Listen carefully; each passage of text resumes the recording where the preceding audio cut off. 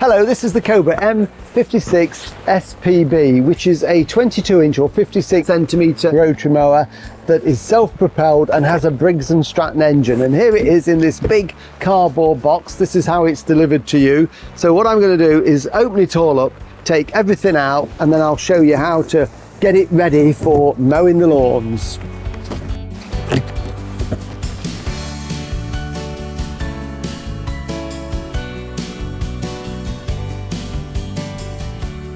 So here it is all unpacked now. It's quite a big machine. This is good powerful engine on there, but it doesn't take long to put together. We can have it ready in just a matter of minutes so we can be cutting the grass. So what we get is the mower itself with the handlebars folded down. It's got the large grass collection box there for collecting the grass clippings. It's got the side discharge and also got a mulch plug which is inside, but I'll talk about those in a few minutes. It's got the nuts and bolts for the handlebars, cable clip, spark plug remover there when you need it, and the manuals you need for the engine and the mower, and the all-important oil is provided with it. The only thing you need to provide is a 13mm socket or spanner for when we tighten the nuts and bolts on the handles. So I'm just going to pop the grass collection bag down there and just roll this into position there. You'll probably be doing this on the floor, to be fair, so it's much easier to do.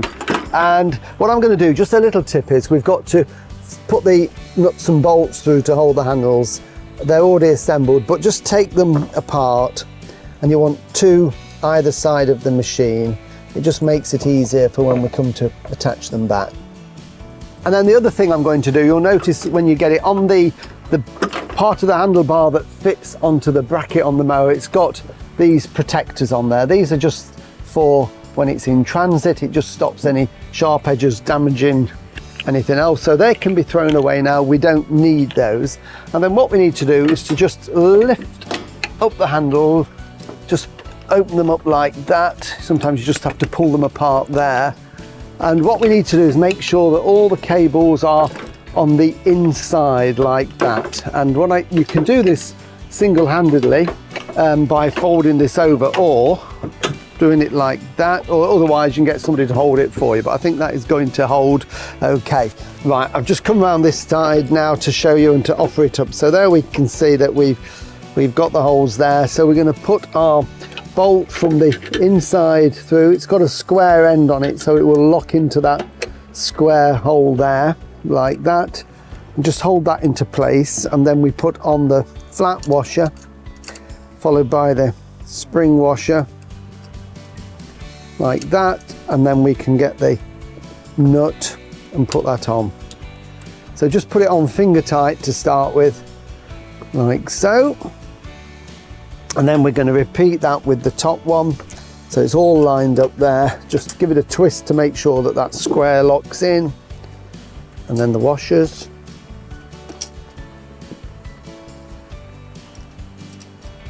and then our nut.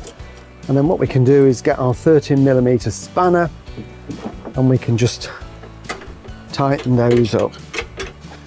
We need to get them nice and tight, tightened onto the spring washer like that, so that that can't then vibrate when we're mowing the lawn. And now I've done this side, what I'm going to do is pop round and do exactly the same on the other side. So second side is nice and tight now, so just check those. So the next thing to do is just to complete the handlebar, and it simply folds up into position like that. And what we need to do is make sure, again, those cables aren't going to be trapped. The good thing about these handlebars is that you can adjust them to suit your height. So I'm just going to put that to that position for now and lock that into position like that. So it's as simple as that. And it also means that when you're not using the mower, if you want to store it, you can release these and fold this top over, just so it doesn't take up as much room when you're storing it. Next thing to do is to put the cable clip on, and we've got 3 cables here, and we don't want these flapping about, so we've got this clip here like this, a plastic clip which is flexible. So the way to do it is to pop the cables into it first like that. Just put them into the holes, hold it on and give it a push, and it clips on, as you can see, and they are now in position and they're not going to be damaged at all. So those are there. And then the other thing we've got here is the recoil start, the pull cord. And we could start it from there, but it's much easier up here on the handlebar. So what we need to do is to put that into position. There's a lot of compression on the engine here. So what we need to do is pull in the red lever on the handlebar. That takes the compression off the engine, and then we can just pull that out and twist it into there so that it's exactly where we need it when we come to start the mower. So that is it, the assembly done. Before we put the petrol and the oil in, just a quick mention on how you can mow with this, because this is what we call a 3-in-1 mower. We can mow in 3 different ways. We can mulch the lawn clippings by cutting them very fine and blowing them down into the grass so there's nothing to collect. We can collect them in the traditional way, or we can discharge them to the side if you're mowing longer grass. So first one is mulching. Mulching is done around the back here, and what there is in the back is a mulch plug. It's just a plug there that fits into the chute where the grass would normally be thrown out the mower when you're cutting. It goes in, locks into place, and we put the flap down. So the grass is then cut underneath there, chopped very fine, blown down into the grass. And the benefits of that are that it recycles the nitrogen, but it also means that it will keep the lawn greener for longer in dry weather, which is great if we get droughts again. So that's one method. Another thing you can do is the side discharge. You also need the mulching plug in place for this. So you would leave that in place, but if you've got long grass you cut in between trees in an orchard or something, then we can fit this here. And it's this little flap that just simply hooks underneath there like that, and then we lower it down. So the grass can't go out the back because we've got the mulch plug in. And instead of it blowing it down, what it will do is eject it out the side into rows. So great for longer grass, just to get it down a little bit. So that's the second mode of mowing. And the third one is we need to take off the side discharge. We also need to take out the mulch plug from the back, and then we can fit our grass box here. So big grass box, holds lots of grass. Also comes with some protective caps on there, which we need to take off. So they can again be thrown away. You don't need them anymore, and you can't fit the grass box until you've taken them off. And that very simply fits on the back. So again, we just lift the flap, and then we just slot it over so it sits onto those 2 stainless steel springs like that, so it's nice and firm. Lower this flap, and that's it, firmly in position, so we can see in there to see when it's full, ready for emptying. So great way to mow the lawn regardless of how you want to do it. So what we need to do now is to get some petrol and oil in there, and then we can start it up. So first thing we're going to do is put the petrol cap is this side. Very easy to see where it is. We can just take that off and add some petrol. E10 is what we tend to get, the unleaded. Will run absolutely fine on it. The thing with the modern petrols are they don't last long, so you've got to use them fairly quickly.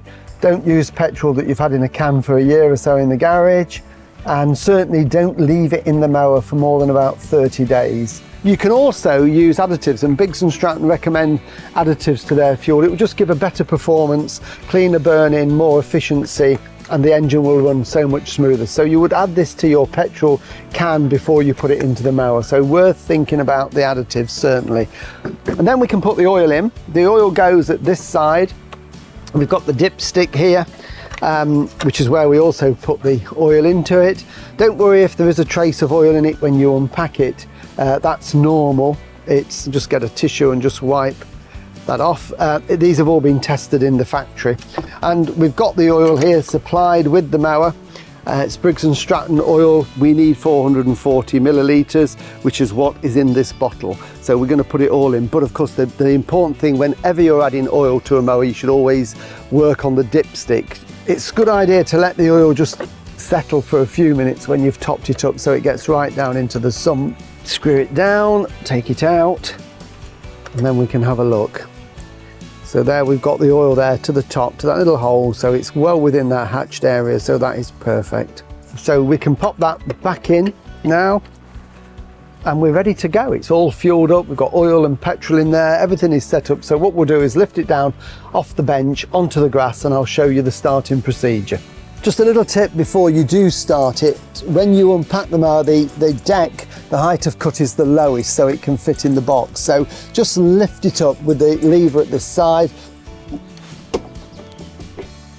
so that there's a good gap between the grass and the mower. It just helps the mower, it doesn't stress the engine when you're starting it. And that's a tip for always when you start it, lift it up. When the engine's running, you can then lower it down to the cutting height that you want and off you go. So do that first. Starting is very simple. There's no choke, there's no primer or anything that you need to worry about with this mower. So all we've got is a throttle here, so we would have the throttle onto the fast speed, and then it's a case of starting it. Safety features, red handle here is one that we have to pull in and like this to be able to start it, and to stop the engine we just simply release it like that. So you can't start the engine until that's pulled in, and then when we've got the engine running and we want to go forward, because this is a self-propelled mower, we just push the black lever in at the back and off it will go. And to stop for turning we release it. It's really simple. So pull the lever in and give it a start. Bearing in mind this has never been started, so it might take 2 or 3 pulls. There we go. Remember to register your Cobra online at www.cobragarden.co.uk, and always have your Cobra serviced regularly. Check the website for your nearest dealer.